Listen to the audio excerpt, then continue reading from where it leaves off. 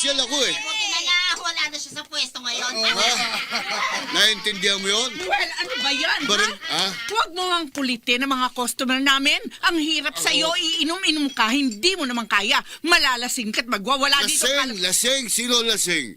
Hindi ako lasing ha, baka ikaw. May ano ba? Paalisin niyo na kasi yan. Nga, eto na nga. Anong lasing? Noel, bigyan mo naman ako ng kahihiya. Negosyo ito. Huwag mo naman sana. Negosyo? Ay, oo nga. Pasensya ka na, honey ko. Medyo nagkayaan lang kami ng office mates ko eh. Ay, nako, lasing na lasing ka nga. Hindi sabi. Ano ka ba? Lasing ka, no? Ang lasing? Kung hindi ba naman, paano ka mayayaya ng office mate sa mukha mo? Wala ka naman trabaho. Ay, Hindi. tama na yung pakikipagtalo niyo dyan. Hindi ko naintindihan. Pinagtatawanan na tayo ng mga kumakain dito. Tristan, huwag ka na nga muna makisabay. Anak, doon ka lang muna sa kusina. Asikasuhin mo ulit mga niluluto mo doon kanina at baka mamaya masunog.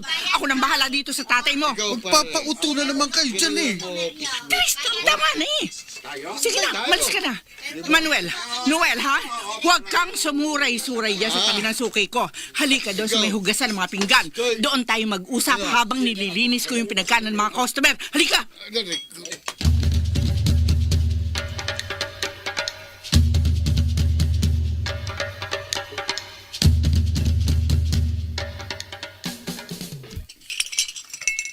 Ikaw, Sosing, ha? Hindi ko gusto yung ginagawa mo. Ano? Alin ang ayaw mo? Itong paghugas ko ng pinggan? Hindi! Ang paggarutay mo. Aba, Gumagarutay ka sa mga customer dito eh. At mas kinakampihan mo sila kaysa sa akin na asawa mo na dating barangay captain. tigilan mo nga ako, Noel.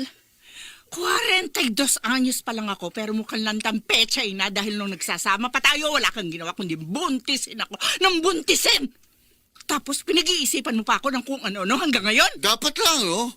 Para hindi ka makagarutay. Nakakahiya ka. Asawa ka pa naman ng isang dating barangay captain. Hindi mo ako ginagalang. Dapat nasa bahay ka lang, ha? Para hindi ka makagarutay. At kung sa bahay lang ako, ha? Papaano naman kami mabubuhay ng mga anak mo? Wala ka namang ibinibigay na sustento. Eh. At papaano ka nga pala magbibigay ng sustento? Ay wala kang trabaho. Magkakatrabaho rin ako. Magiging barangay kagawad ako. Kung hindi obra, magiging barangay tanod ako. Kahit anong pwesto, ang importante nasa pwesto pa rin ako. Buti kung may magtiwala pa sa iyo at suportahan niya mga ambisyon mo. Eh. Ganyan at nakikita naman ng mga tao ang mga pagkukulang mo. Hoy, mas masamang ugali kaysa sa akin. Ba't ako na lang lagi pinagdidiskitahan mo? Ganon. Alam mo, para kayong mga nangangampanyang politiko eh. Kanya-kanyang laitan. Gigil na gigil sa kanilang mga kalaban. Akala mo kung sino mga santo. Yung pala sila mismo ang numero unong gago. Bah, kahit ganito ako, hindi ako gago, ha? Talaga lang ha? Paano mong alam? Eh, hindi naman ako politiko, eh. Ay nako, Noel, ano ba talagang kailangan mo? Ano pa? Eh di, pera. Ano ka ba naman, Noel? Akong iniwan mo. Ako ang mag-isang nagpatuloy sa pagpapalaki ng mga anak natin. Kumuha ka ng ibang babae, pero sa kabila noon, ako pa rin ang hinuhututan mo. Ako, puro na lang ako. Well, no. Anong sama? Anong sama? Kaya nga ako nagsisipag at nagtitiyaga para makaraos kami ng mga bata. Hindi mo ba napapansin na taon-taon taas ng taas ang presyo ng mga bilihin? Alam ko. Yun lang nasa Malacanang hindi tumataas. Naantok na ako. Dali, akin ang pera para makauwi na ako. Kung makahingi kay para ka may pinatatago eh. Oh, Pambihira bibigay ka. ka rin lang naman. Ba't pinatatagal mo pa eh? Dali na. Para makauwi na ako. Inaantok na ako eh.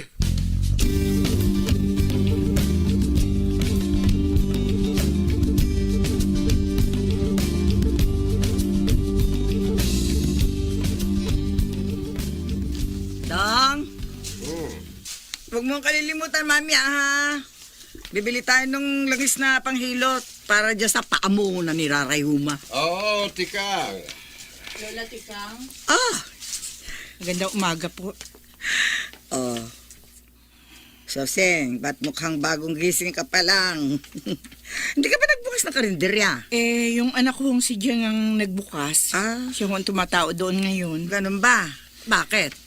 Wala naman ho kasi siyang pasok eh. At saka... Ah, oo. Napuyat ka kagabi. Iniyakan mo yung ginawa sa'yo ni Noel kahapon. Hindi naman ho sa iniyakan. Mhm. Pero di nga ho ako nakatulog na maayos sa pag-iisip kung bakit ho ganun siya. Bakit ba ganun yung taong yun?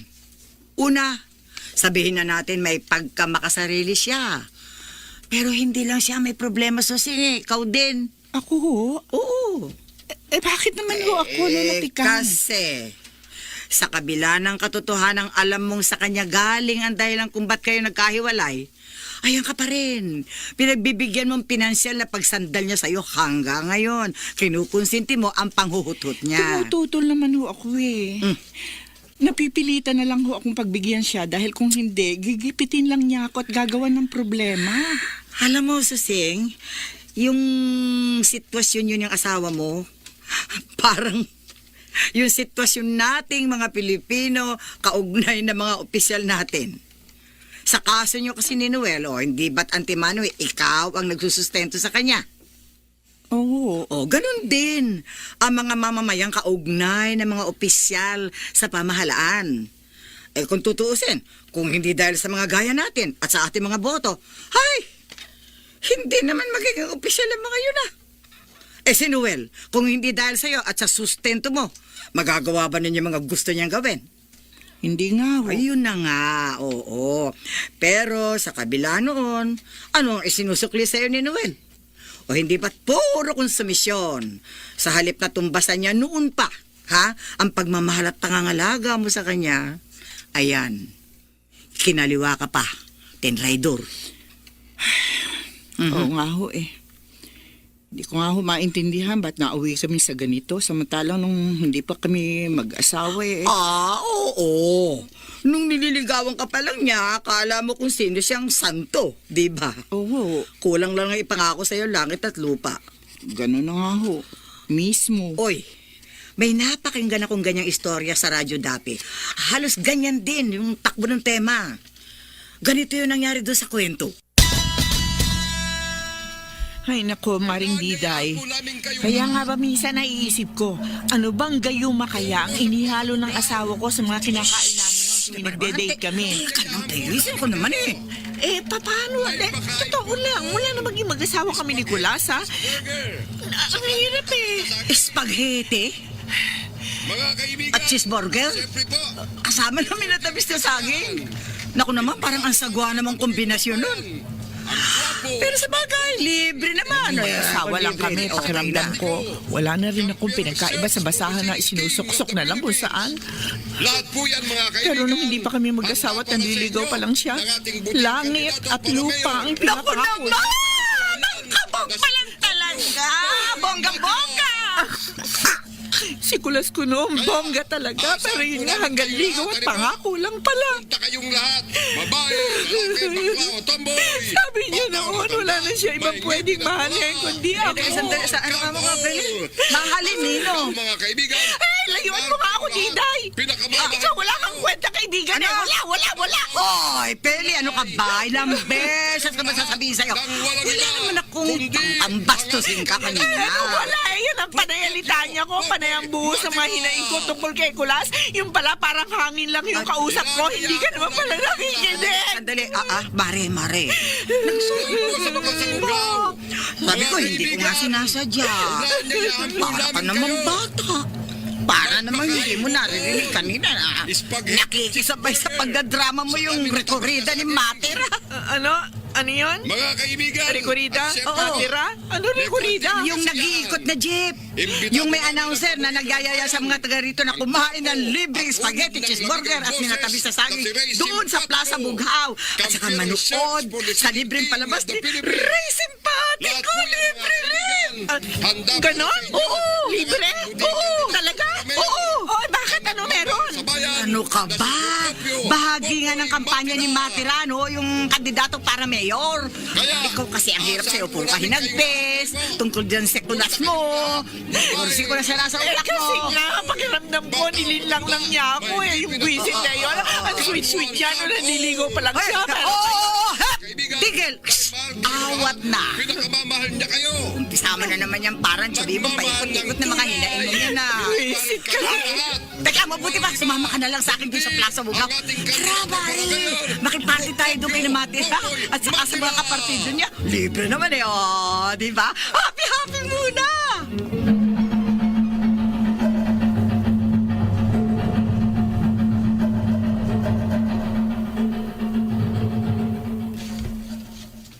At tandaan nyo, mga minamahal, kung wala mang nagmamahal sa inyo, ako, si Procopio Popoy Matira, ay handang mahalin kayo ng walang humpay. Paglingkuran kayo ng tunay. Popoy! Popoy! Kay Popoy kami! Popoy! Popoy! Kay Popoy kami! Popoy! Popoy! Kay Popoy kami! Salamat! Bukas ang aking mga mata sa inyong mga karaingan. Kaya't bukas din ang aking puso upang inyong balingan. At kayo'y busugin ng aking mainit na pagmamahal sa pamamagitan ng pagbibigay ng serbisyong pampubliko para sa inyo, ang minamahal kong taong bayan. Popoy! Popoy! Kay Popoy kami! Popoy! Popoy! Kay Popoy kami! Popoy! Popoy! Kay Popoy kami! Salamat. Mahirap ang buhay ngayon. Alam ko yan. Hindi lahat sa inyo ay may sariling tahanan. Hindi lahat ay nakatapos ng pag-aaral. Hindi lahat ay nakakakain ng sapat. Subalit ngayong gabing ito, kita nyo naman, hindi ba't nabusog kayo? Masarap na spaghetti! Cheeseburger at matamis na saging! Gusto niyo ba na laging maging busog? Na magkaroon ng mga hanap buhay? Ng pabahay? At ang progreso ay maging abot kamay?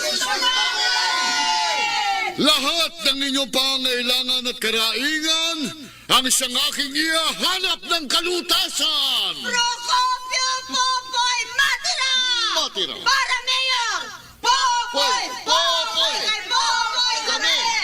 Popoy! Popoy! Kay Popoy kami! Popoy! Popoy! Kay Popoy kami! Salamat!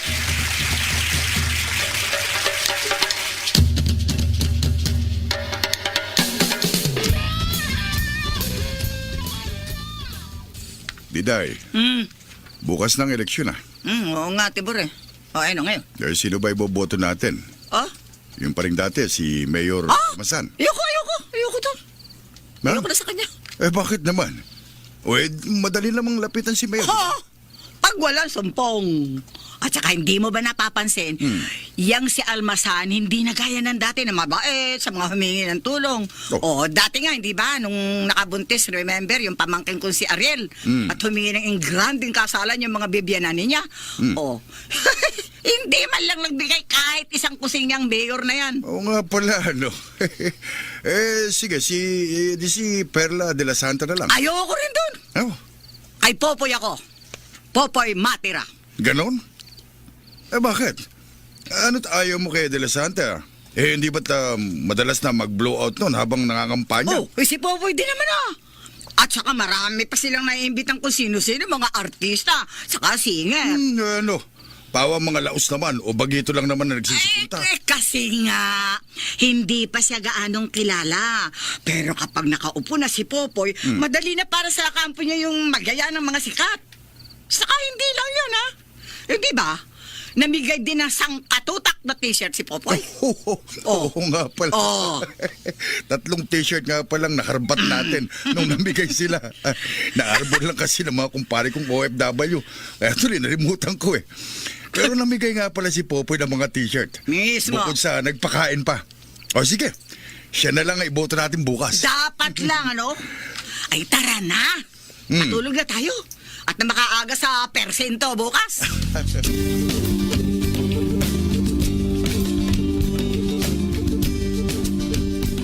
Naku, Mare. Nung sabihin niya sa akin na ayaw niya na sa akin at may iba na siya pakikisamahan babae, naku talaga, hindi ako nakakibo. Bakit naman, Pele? Huwag mo sabihin sa kabila ng mga ginawa sa Nicolas. Lahat ng konsumisyon wala doon sa asawa mo. Ang pagwawaldas ng pera nyo, pagsasanda ng mga ari-arian nyo, pati na yung paulit-ulit na panlulokong ginawa niya sa'yo. Sa kabila nun, mahal mo pa rin siya? Ayaw mo siyang mawala kaya hindi ka kumibo na lang. Gaga, ano ka? Hindi, hindi ako kumibo dahil baka may masabi pa akong hindi tama. Magbago pa isip nung siraulong mo. Eh di malaya ka na ngayon, Mare. Oo naman. At kahit anong gawin niyang pang-uuto muli sa akin, hindi ko na siya pagtitiwalaan muli. Dahil ayoko na. Hoy, wise na ito. Wais daw. Siyempre. Paano kung may ibang dumating na kasing guwapo rin? O mas guwapo pero kay kulas mo? At saka paano kung pangakuan ka rin ng kung ano-anong type na Tandaan ho ninyo, malapit na naman ang eleksyon. Ang pangalan Alam mo kayo! dapat tandaan. Tigil! Procopio. Bahin ko yung mga buwesan! Hoy, Diday, naku, paano ka? Hindi ba solid ka kay Popoy Matera? Noon yun! Bago ako natauhan, nakapalit ng boto ko na ginamit lang niya para magpayaman, magwaldas at mangurakot ng kung ano-ano ang naging kapalit ng boto ko. Yung pesting! Kita mo gutay-gutay na t-shirt na ito, ginawa ko na ng basahan! Para namang hindi mo alam kung gaano tayo naging miserable lalo mula na maupo bilang mayor yan si Popoy. Ay, no. Ano ito papahagi ka pa rin, Peli? Kasi bigla ko naisip, yung si Kulasco at yung kurap na mayor na yan, isang kostumbre. Panayang pasiklab dati nung nanliligaw pa lang. Pero nung nakuha nila tayo, ayun, lumabas ang tunay na ugali. Mismo! Kaya nga, hindi na makakauli sa kanya lintek na Popoy baboy na yan. Maniga siya! Sa kanya lahat ng pinamimigay niyang t-shirt, ayoko na!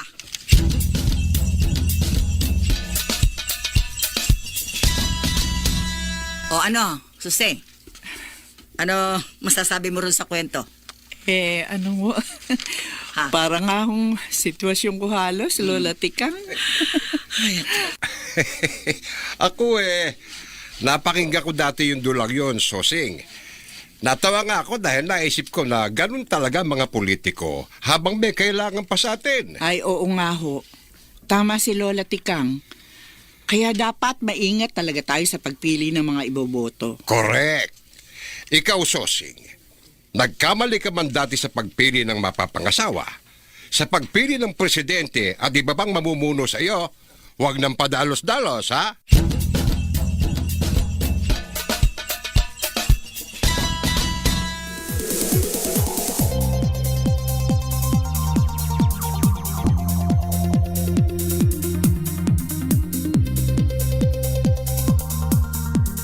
Tayo bilang Pilipino ay meron ding responsibilidad na pananatihing nagliliyab ang pag-asa sa ating mga puso. Huwag basta sumang-ayon sa maling panukala, patuloy na magmasid, makibahagi, magbantay. Tayo ang mas makakapagtuwid ng daan para sa kaginhawaan ng ating lipunan. Tayo ang magiging tulay para maitawid ang pangarap ng ating mamamayan. Tayo ang magsisilbing liwanag para sa kinabukasan ng ating inang bayan.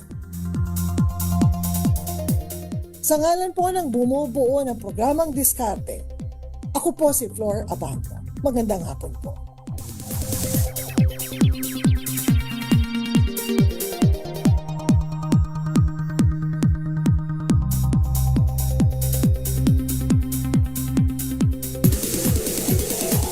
Ang inyong napakinggan ay pawang kathang isip lamang.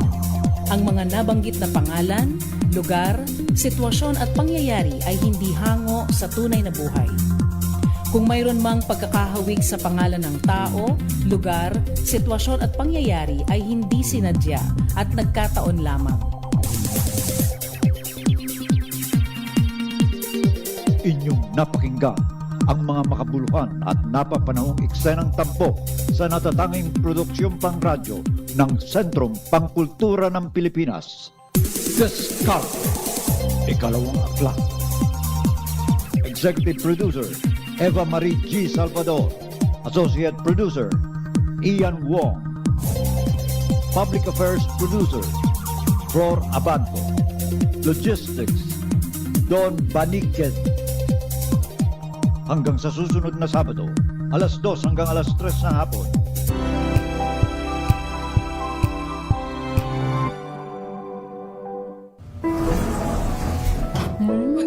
Amoy forever. Amoy LQ. Amoy New Cala Berry Blooms. Amoy Cala, amoy good vibes. Healthy Minute, hatid sa inyo ng MX3. Hi, this is Dr. Edwin Bien. Naniniwala ba kayo na age is just a number? At ang pag-iedad natin ay hindi lamang nakikita dun sa mga plegis sa inyong mga mukha. Yung iba nga, bata pa, masakit na ang kanilang kasukasuan. At naka-attend na ba kayo ng high school reunion na mukhang mas matanda yung isa kaysa doon sa isa? Baka kasi inalagaan nila ang kanilang kalusugan. And that you can do for yourself. Kami pong mga doktor ay may tinatawag na telomere. Alam po ninyo, ito ay nakikita sa ating DNA. Sige na nga, yung tinatawag ba nating genes? Although mayroong mga tao na prone sa aging, maaari po natin itong bawasan at paikliin. And how do we do that? Hindi lamang sa mga pagpahid ng kung ano-ano sa ating mukha o kaya sa pagkukulay ng ating mga buhok. Kailangan alagaan natin ang ating katawan internally by taking supplements to keep us young and healthy. Dito po pumapasok yung mga natural supplements na kung tawagin natin ay may alpha, beta at gamma mangosteen. Alam po ninyo ang ginagawa nila? It prevents damage to our cells. It prevents damage dun sa binabanggit nating telomere. Para naman ang ating balat ay manatiling maganda at makinis. Para naman ang ating mga kasukasuan ay hindi naglalagatukan. And of course, para naman ang ating mga organ ay healthy and functioning. Keep young, hindi lamang young at heart, kundi para manatiling fresh, para manatiling mukhang bata. And I would recommend MX3 Plus Capsule. It contains L-carnitine and coenzyme Q10. Take once or twice daily. Oh, take care. Muli, this is Dr. Edwin Bien. Let us all stay healthy. Healthy Minute, hatid sa inyo ng MX3. Hello, Washi! Laundry day na naman! Yay! Anong meron?